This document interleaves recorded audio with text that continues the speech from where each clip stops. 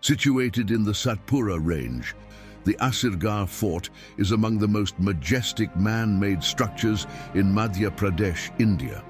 Said to have been built in 15th century by the king Asa Ahir, the fort commanded a key position between the river valleys, which was one of the most important routes from North India to the Deccan.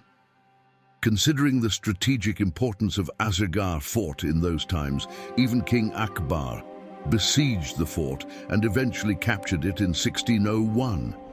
The architecture of the fort was influenced by the Mughals, with an amalgamation of Islamic, Persian, Turkish and Indian styles.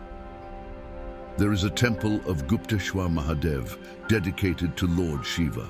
As per the famous local legend, Ashwathama, one of the immortal warrior from the Indian epic Mahabharatha, still visits here to worship Lord Shiva every morning.